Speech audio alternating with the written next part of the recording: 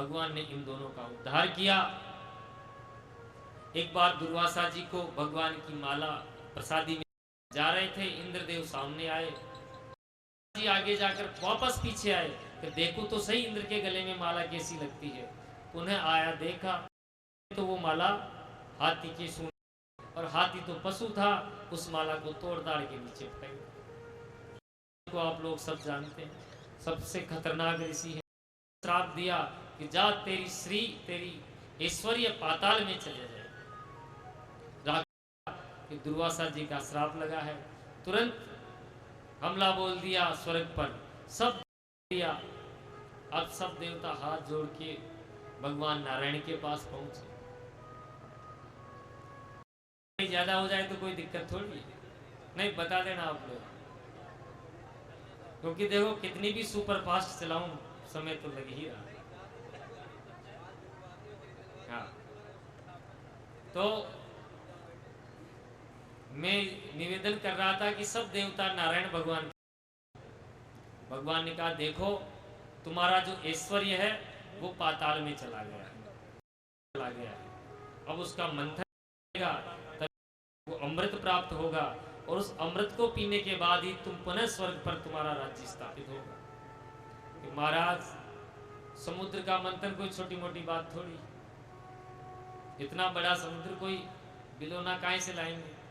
कि देखो तुम्हारे अकेले की बस की नहीं है, इसमें दैत्यों का सहयोग लेना पड़ेगा। कि दैत्य तो कट्टर विरोधी हैं, अही मूसकवत, जैसे एक से काम निकालना होता है वैसे तुम मित्रता करो।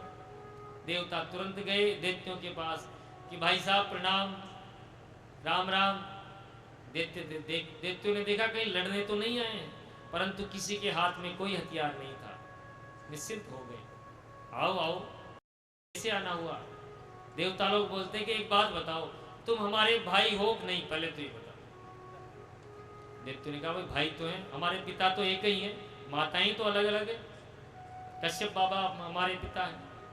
तो देखो तुम्हारे में हमारे में रोज लड़ाई होती रहती है, चलो एक ऐसा काम करते हैं जिससे अमृत प्राप्त हो जाए, तुम भी पीकर अमर हो जाना, हम भी अमर हो जाएंगे, फिर दोनों कोई मरेगा भी नहीं। विचार तो दैत्यों को पसंद आ गया, ये तो बहुत सही है। क्या करना पड़ेगा कि समुद्र मंथन करना पड़ेगा। तो समुद्र मंथन करने चले, सबसे पहले मंदराचल पर्वत को उठाया, पर गणेश जी का पूजन नहीं किया तो मंदराचल पर्वत गुड़ गया। उसके नीचे दो चार दैत्य तो स्वाहा हो गए। दैत्य एक तरफ खड़े हो गए, भैया ऐसा समुद्र मंथन हमको, तुम्हारे मंथन तुम ही करो, अभी तो शुरुआत ही नहीं हुई। नारायण ने अपने हाथ के अंदर मंदराचल पर्वत उठाकर, परंतु जैसे ही रखा हुआ नीचे डूबता जा रहा था, तो भगवान ने कच्छप रूप लेकर नीचे उसको आधार दिया। की अब रस्सी का प्रबंध करो। तो वासुकी नाग से प्रार्थना की, भैया तुम रस्सी बन जाओगे। वासुकी नाग बोलता है कि अमृत पिए कोई और, हम ऐसे हमको शरीर को नहीं छिलाना, अमृत में हिस्सा मिले तो अमृत, भैया तुमको भी हिस्सा देंगे, नाराज मत हो। अब रस्सी भी मिल गई, वासुकी नाग मंदराचल के चारों तरफ लपट गया।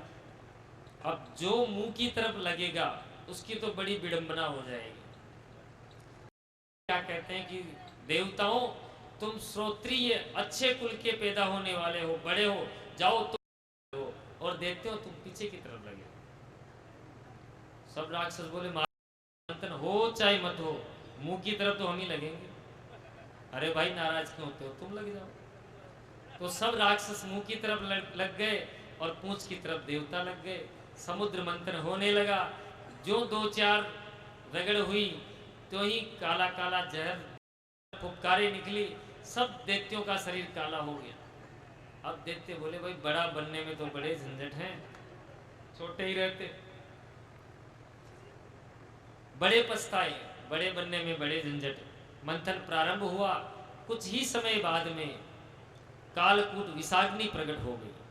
सब जलचर थरचर छटपटाने लगे।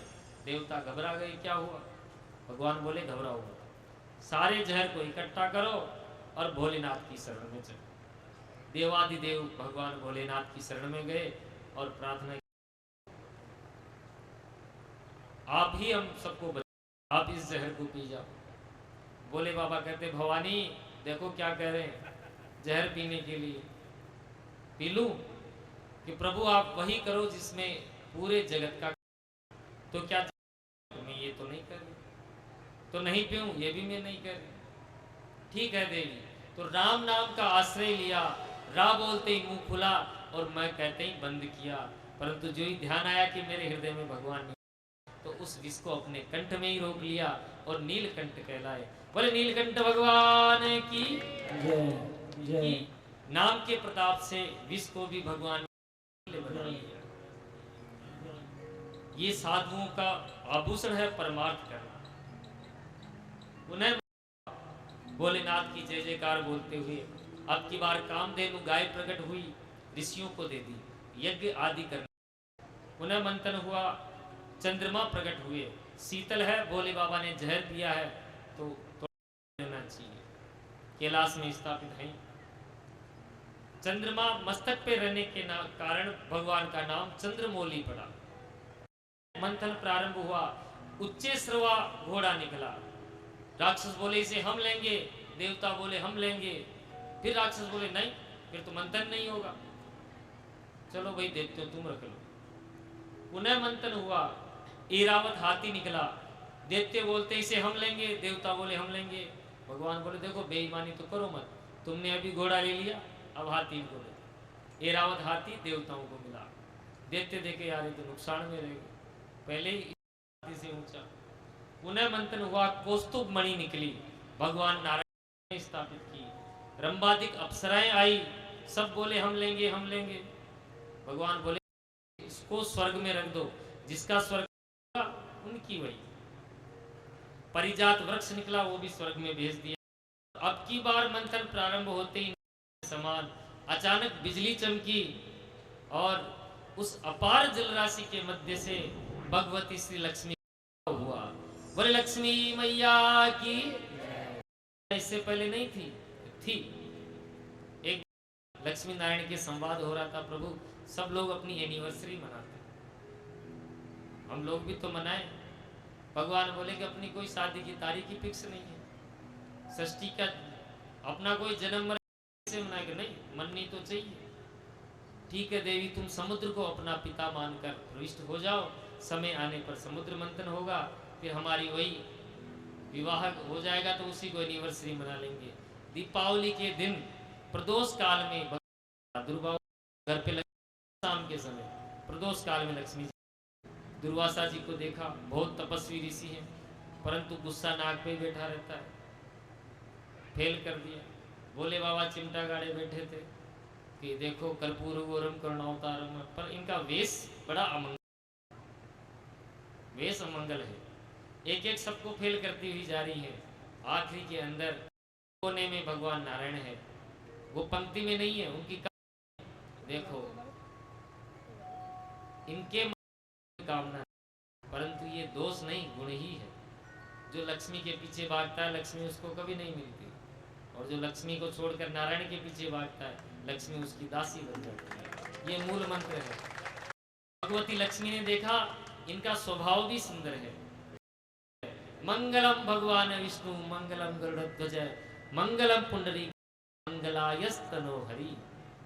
उन भगवती लक्ष्मी ने हरि की डाली और भगवान लक्ष्मी नारायण हो गए। बोले लक्ष्मी नारायण भगवान की जय। पुनः प्रारंभ हुआ, अब की बार वारुणी प्रकट हुई। दैत्य बोले हम लेंगे, भगवान बोले तुम ही ले जाओ, तुम्हारे ही काम की। पुनः मंथन प्रारंभ हुआ, तो अब की बार धन्वंतरी भगवान अमृत का कलश लेकर प्रकट हो गए। धन्वंतरी भगवान की। जो ही धन्वंतरी भगवान प्रकट हुए, दैत्य में मार झपट्टा छीन कर भाग गए, और देवता बेचारे सीधे साधे ले गयो ले गयो ले गयो ले गयो, देखते रह गए। भगवान बोले चिंता करने की आवश्यकता नहीं है। दैत्य ले तो द्वारे के अंदर उलझ गए। अहम पूर्व न त्वमिति प्रभु, यानी मैं बड़ा हूं, पहले मैं पीऊंगा, ले तो हो सका। अब भगवान ने इसका फायदा उठाया, सुंदर मोहिनी का रूप बनाया और मोहिनी रूप बनाकर कमल का पुष्प हाथ में लेकर पुष्प घुमाते हुए, कमर मटकाते हुए, सबके चित्त को चुराते हुए पहुंच गए। भगवान के उस दिव्य रूप को देखकर सब दैत्य रूप सौंदर्य की महिमा गाते गाते सब चारों तरफ हो गए। और मोहिनी भगवान के सामने आकर बोले, हे कमल नयनी, आप कौन हैं? कहां से आई हैं? कहां जा रही हैं? और यूं अकेले अकेले क्यों घूम रही हैं? क्या तुम्हारा विवाह नहीं हुआ? मोहिनी भगवान मुस्कुराते हुए पूछते हैं कि मेरी जन्म कुंडली लेने वाले तुम कौन हो भाई? दैत्य बोले कि हम ऐसे वैसे नहीं है। कश्यप या कृत पौरुषः, हम कश्यप ऋषि के पुत्र हैं, और देखो अपने पौरुष से हमने समुद्र मंथन करके ये अमृत प्रकट किया है। भगवान बोले, अच्छा फिर लड़ क्यों रहे हो? ये इतनी लड़ाई क्यों हो रही है? दैत्य बोले, हम तो बंटवारे कर रहे हैं कि हमने अमृत तो निकाल लिया, पर ये बटे कैसे? देवी जी आप आई ही गई हैं, तो आप अपने मधुर को ये पिला दीजिए। भगवान ने पहले तो थोड़ा त्याग दिखाया। अनजान व्यक्ति के हाथ में बहुमूल्य वस्तु देनी नहीं चाहिए। न तुम मुझको जानते हो, न मैं तुमको जानती हूं, मैं लेकर भाग गई तो नहीं, ये उचित नहीं है। दैत्य समझ गए, देवी अब तो आपके हाथ से ही पीना है। देवी जी बोलते हैं, देखो किसी के कम ज्यादा आ जाए तो मुझे मत कहना। दैत्य बोले, आपकी मर्जी आए, जिसको खूब पिलाओ। उतनी देर में देवता आ गए। ये कौन? ये हमारे झगड़ा चल रहा है। अच्छा तो देखो दैत्यों, मैं देख रही हूं कि ऊपर ऊपर तो पानी तिर रहा है, शब्दों पे ध्यान देना, ऊपर ऊपर तो पानी तिर रहा है, और अमृत जो है ना इसका, वो नीचे बैठ गया। अब ऐसा करो, पानी तो, और जो रहेगा। अब दैत्य तो सब रूप मोहिनी में सब मोहित थे, ऐसा तुम कहो, चलने दो। दिया। दैत्य तो अमृत पीने, देवता तो अमृत पीने लगे, और दैत्य सब रूप पीने लगे। की तरफ वो वैसे ही मोहित होते रहे। एक थोड़ा सा होशियार दैत्य था, वो समझ गया, दैत्य समझ गया, देवताओं की पंक्ति में घुस गया, अमृत पी लिया। ने पहचान लिया भगवान नकली है। भगवान को पता लगते ही तुरंत सुदर्शन चक्र से उसका मस्तक उड़ा दिया। चूंकि वो अमृत पी चुका था, इसलिए राहु केतु के रूप में आज भी सूर्य चंद्रमा को ग्रसता है। तभी भगवान अंतर्धान हो गए, देवासुर संग्राम हुआ। चूंकि देवता अमृत पी चुके थे, मरे नहीं, और असुरों को स्वर्ग खाली करना पड़ा। सुखदेव कहते हैं, परीक्षित देवता अमृत पान कर चुके थे, बलशाली थे, इसलिए सारे दैत्यों को चुन चुन कर समाप्त कर दिया, मार दिया। दैत्यों के गुरु शंकराचार्य जी ने अपनी मृत संजीवनी विद्या से सब